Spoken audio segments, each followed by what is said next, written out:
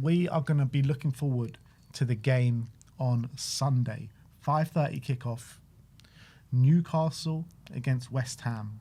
You might be thinking, why are we previewing a Newcastle v West Ham game? Well, this could have major ramifications on our season and on whether we stay up or go down.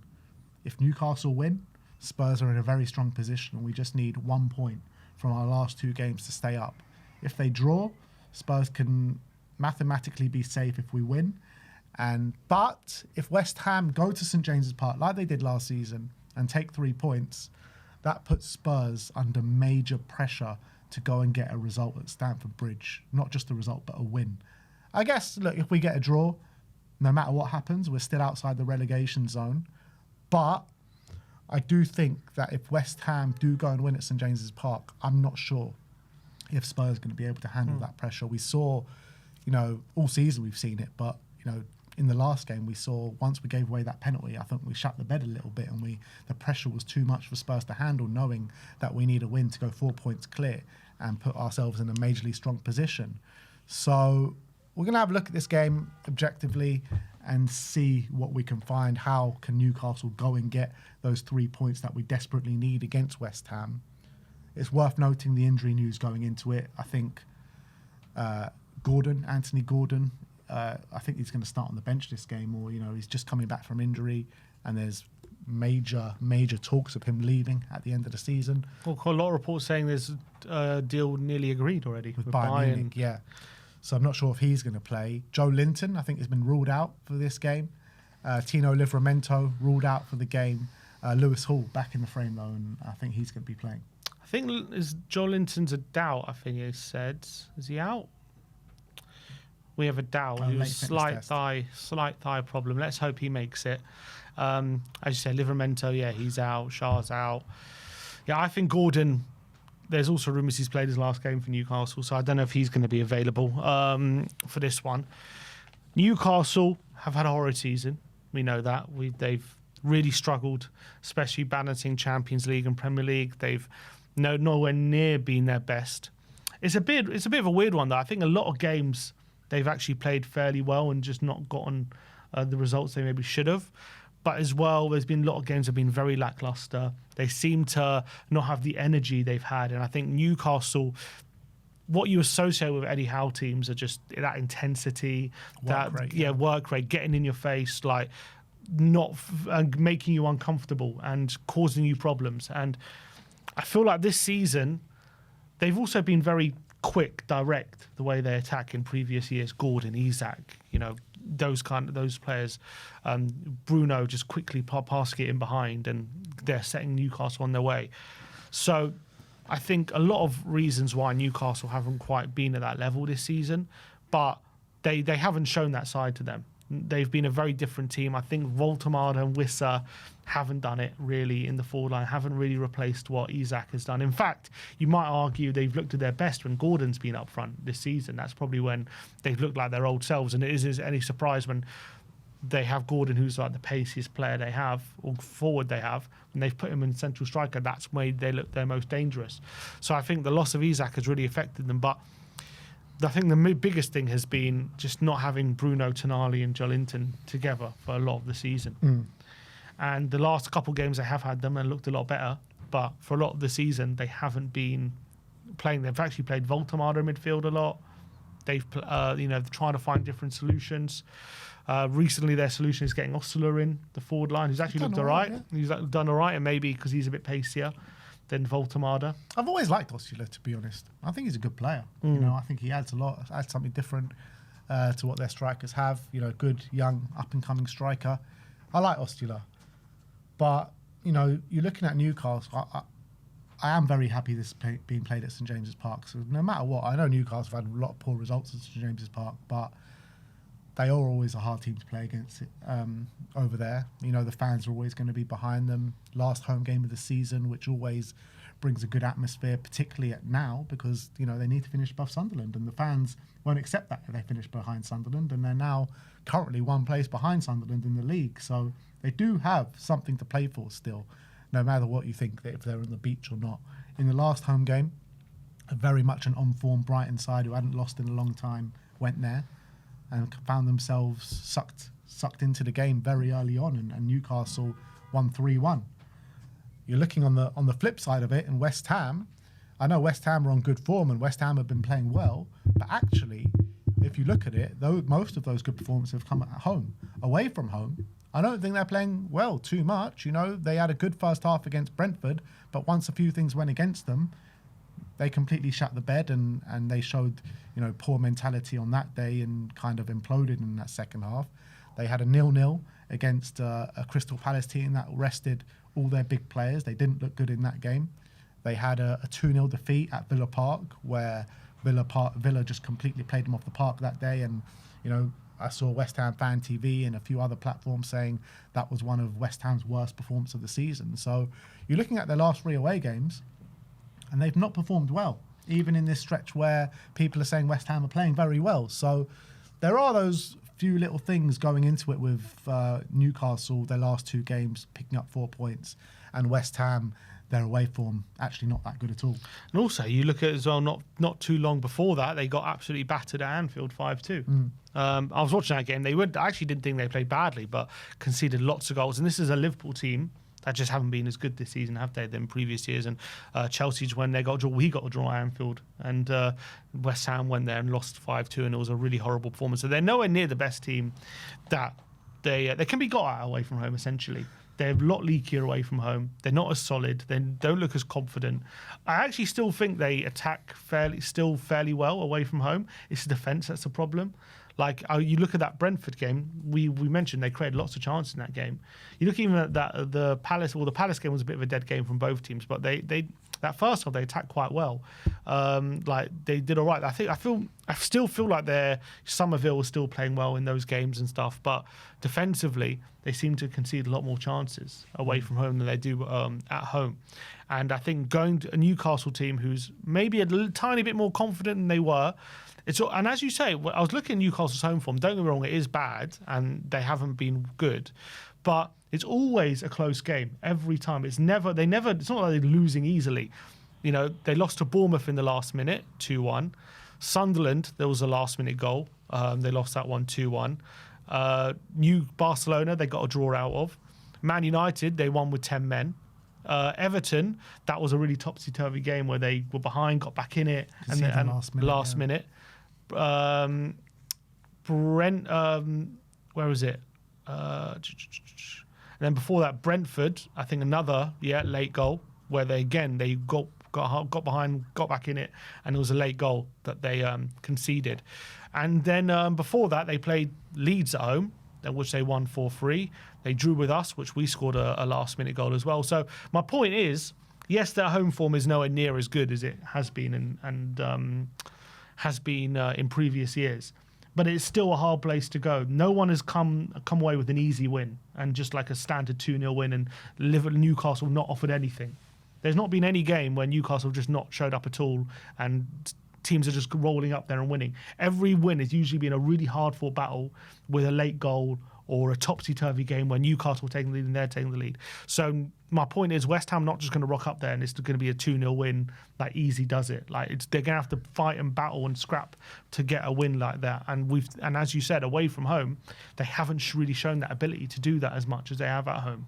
And if Newcastle are showing improvements, and if Joelinton does get past fifth and they've got Bruno and Tonali in that team, it's going to be a hell of a challenge for West Ham to win that game. Yeah, I would say that if West Ham's defence in general has been very good over the past couple of months, Mavropanos at the heart of it. I mean, he looks like a much improved player. He looks like dangerous at both ends, doesn't he? He's so good in defence, and then he's such a threat from set pieces as well. What we saw against Brentford in the last game is that, well, their defence didn't look too good for the first time in quite a few games, and Brentford were able to punish them. Well, without punishing them, they used to hurt them without punishing them as much as they should have done. But still, West Ham were a threat down the other end in the first half, and they were quite unlucky not to get a couple of penalties, unlucky with the goal that was ruled out for offside. However, if they can kind of be resolute as they have been in the majority of other games, you know, a clean sheet at Crystal Palace, a clean sheet away at Fulham, you know, 1-0, they won there. You know, if they can bring that defensive solidity to their game at St James's Park, I think Newcastle will find it hard to break them down because they can become, astute defensively. It's true, but you're talking about two teams like Fulham and Palace, who are just not the same threat as Newcastle. When was the last time Newcastle didn't score at home? Like, has it happened at all this season? The last time they didn't score at home is when they played Aston Villa in January, 25th of January. So it's a little while. And even in that game, I remember, I think they had lots of chances. Then Man City, the 13th of January. Before that, you're going back a long way. So good teams in the top 5 are the only teams that have gone there and kept a clean sheet. Yeah. So if my point is West Ham are expecting to go there and keep a clean sheet, it's going to be a tall order, I think. They're going to have to score. If they're going to win, they're going to have to score at least 2. At least. Because I definitely think Newcastle are going to score. Would you take a draw in this game right now? Would I take West Ham drawing? Yes. Yeah, I would. West Ham draw, it means if we can nick a draw at Stamford Bridge... We only need a point. Yeah. So I would take a draw. But I do think there's a good chance that Newcastle do beat them. Who are... I'm guessing Newcastle are favourites. But the only thing you would say is... Newcastle are favourites. 2.15 are the odds for Newcastle. 3s are the odds for West Ham. It's not massive, but pretty strong. Yeah. I would say, obviously, we know West Ham, actually, apparently they've got a decent record there. So that goes in their favour, apparently. So let's look at their record there. Last year, they won 2-0. The year before, they lost 4-3. The year before, 1-1. The year before, they won 4-2. The year before, they lost 3-2. So it's always a tight game. With lots of goals. Lots of goals, yeah. Right. So, okay. So they've won twice there since 2021. 2 in the last 4. And they've only lost once in the last 4. Lost once, yeah. So that they probably That's a good record. That is a good record. They'll probably feel that they can definitely go there and get something. So that obviously it probably leads to a bit of confidence. Also, there is definitely around Newcastle there is just a feeling of everything's not quite right. Gordon's looking like he's leaving. They just haven't kind of gotten going this season. It seems a bit fractured at the moment, but they are sticking behind Eddie Howe. So that tells me maybe Eddie Howe's going to get a bit of a he's going to get a bit of power this summer to change things and maybe get some people out who shouldn't be there anymore and bring in some new faces. But that's going to happen next season. So right now, it's still maybe is there some people in the dressing room who feels like he should move on, and it just seems a bit fractured. So could West Ham take advantage of that? If West Ham take a lead, are Newcastle going to come back and win the game? It's one of those you can never rule them out, but maybe catch them on an off day, or they can shut them out. So there's definitely a good chance that West Ham take something. But I still think it's more likely than not that Newcastle take something. Yeah, I mean, that's what we're praying for, right? I still think it is. I still back Newcastle to take something from that game. The thing is, right, the element that we haven't spoken about is West Ham just completely scrapping for their lives. Yeah. This game, as much as, it is a big game for Newcastle because it's their last home game of the season, they can finish above Sunderland. I mean, that's not the pressure that West Ham are playing under. West Ham are in survival mode. So this game does mean a lot more for West Ham than it does mean for Newcastle. And are they going to play like that? Are they going to succumb to the pressure, or are they going to rise to that pressure and really, Well, it's true, but you got to look at Newcastle as well and say, however unlikely it is, they have an outside gut shot of European football if they win their last 2. Like that takes them to 52, and Europe could technically go down to 9th place if other things fall. Depends on how it falls. So if they get 52, with Chelsea in bad form, Everton haven't won in any games in the last 5, Fulham in bad form, they have Fulham to play on the last day, they could finish in that top 10. If they finish in that top 10, it's unlikely, but they have an outside shot. So knowing Eddie Howe, he won't want to give up on that. Just very easily, as much however unlikely it is. So I don't think they're just going to turn up and not want to put up a fight. What year did Nuno join Forest? Nuno joined Forest in 22, 23, I think. Let me see this. I'm just trying to. It was last season, wasn't it? That was his first season. Or was the season before? Did he come in mid-season? So he's managed 2 games, I think, at St James's for Forest, and they won 1 and lost 1. So last year, they lost 4-3. Wow, what a game that. And then the year before, they won 3-1. So I'm not sure what we can take I from think that. Chris was got a hat-trick that game, if I remember rightly. So, you know, Nuno's got a decent record at St James's Park. West Ham got a decent record at St James's Park. And this game means a lot more for West Ham. I am actually really frightened about this game, man. Understandably. If West Ham win, we're in trouble. I think if West Ham win, we're in major, major trouble. And I think if West Ham win, I think we go back to favourite to get relegated. Yeah, because I think West Ham will beat Leeds on the final day. I think at home they've got a good home record, and as much as we underestimated Leeds, as a fan base, not the team, I still think on the final day, when push comes to shove, they could get that win 100%.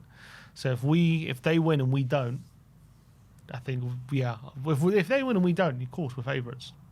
But purely after the win, yeah, we probably are favourites if they go and win. Yeah, because even if a draw at Stamford Bridge wouldn't be enough to end the final day outside the relegation zone, and I don't think we can handle that pressure. The pressure to go to Stamford Bridge and win or draw, because a draw still keeps us above water, but it leaves it in a really precarious situation where we basically have to beat Everton last game of the season to survive. Are Spurs going to be able to handle that pressure? I don't know. I can't worry answer about that. I can't answer that. I don't know. So it's a lot. A lot depends on what happens here at St James's Park, and we're all going to be tuning in. We're all going to be Geordies. We're going to be Geordies for the day. We're all going to hope Newcastle can do us a massive favour, because if they don't and West Ham come away with 3 points, it's going to be a very nervy Stamford Bridge, and I don't know if I can handle that, going to Stamford Bridge needing a win. Oh. Exactly, and you know what their fans are going to be like. They're going to be buzzing at the fact that they could potentially put another nail in Spurs' coffin to go down. Like, I actually think like they would prefer to send us down than win the FA Cup. I genuinely believe that. That's just what Chelsea fans are like. For sure, knowing them.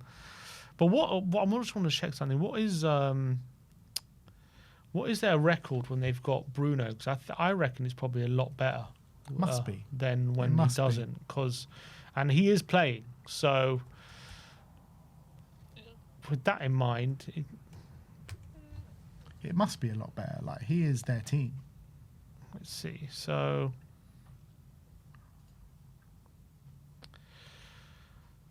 when he's not playing, yeah, they've played 1, 2, 3, 4, 5, 6, 7, 8. 8 games. I know they've only won 2 and lost 6 of 8. It's funny though, because out of those 2 games, well, I know Chelsea and Man United haven't been. Well, Man United have been decent, but Chelsea have been poor this season. They've won those 2 games, but lost against the likes of Sunderland, Palace, Everton, Villa. But I think by and large, when they've been at home to teams in the bottom half of the table, things generally go better for them. Like they do generally get wins, from what I can see. Yeah. So hopefully they can take that into this game against West Ham. I think if Newcastle come out and are at their best, I still think they win that. I'm going to ask ChatGPT to make a prediction. I need some sort of prediction. Make a prediction for the Newcastle versus West Ham game on Sunday. What do you reckon it's going to say? It's going to say a draw. 2-1 Newcastle. Come on! I would absolutely love that. I would love that. One thing though, if Newcastle are only leading by 1 goal or even drawing going to latter stages, that worries me, because they have conceded consistently. I think they're the highest in the league for goals conceded in the last 5 minutes. And especially recently, off the top of my head, Sunderland scored the last kick of the game. Everton, Bournemouth scored the last kick of the game. Like Forest scored in the 90th minute just last week. So consistently they're conceding late goals, and West Ham are scoring late goals. Did it against Arsenal, got goal ruled out. Everton, they did it and won the game. So that definitely worries me. I wouldn't be comfortable unless Newcastle got a 2-goal lead in that game. I would not be comfortable.